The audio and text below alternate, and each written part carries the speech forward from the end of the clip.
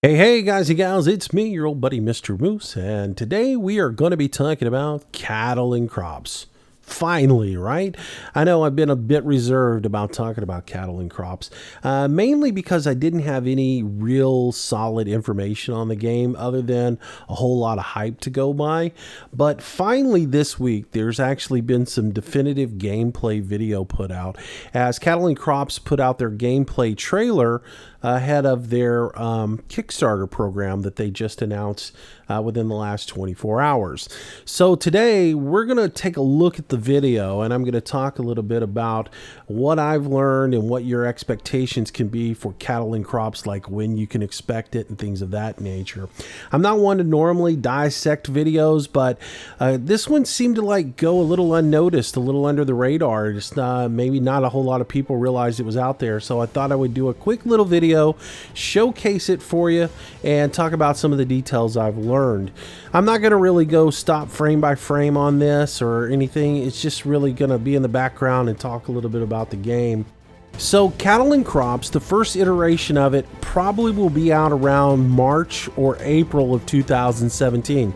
So if you're expecting it at the end of this year, not going to happen. The first version of it will focus primarily on corn, cattle, and biogas, and that's about it, which is supported by most of the gameplay that we have seen has pretty much been corn, chaffing corn, and a whole lot of information focusing around the barns, right?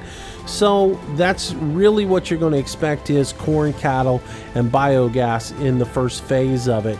Now, when I say it's coming out around March, April, they're doing a Kickstarter campaign, and the Kickstarters get early access, expected delivery around that time. So that's where that's coming from. One thing that stood out to me, look at the textures in this field. They're completely random. Not like Farm Sim and other games where you have these cookie cutter mirror image furrows that go in there. And as he plows, there is even an open furrow at the end of the plow where you'd have that open trench after you turn the ground. I thought that was really great, and that really stood out. I love the textures that are in this field.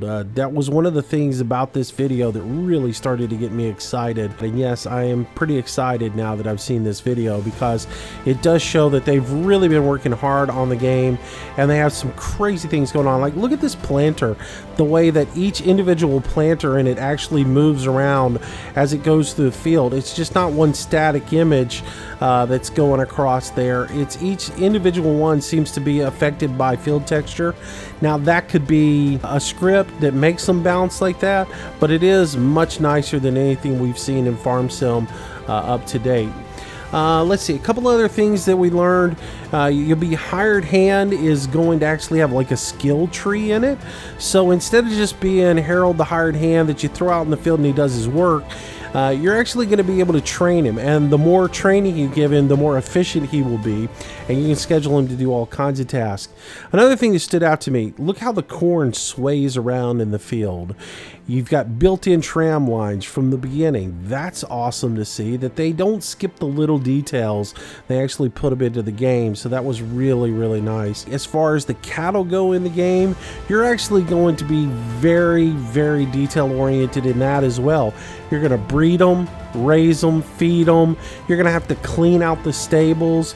You're going to have to deal with disease. So that was interesting as well to me, that it's just not slap a little food down, get some milk, and you're done with it, right? So there's a lot of detail involved in the game.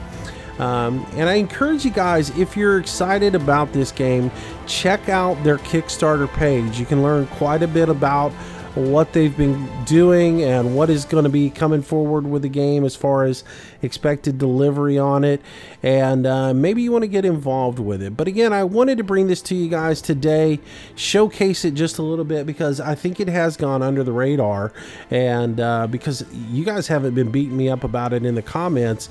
So here it is for you, Cattle and Crops, your first look at some gameplay. Let me know what you think in the show notes, and again, in the show notes or in the comments, leave your comments, and then in the show notes, check out the link to their Kickstarter program where you can see how you can get involved.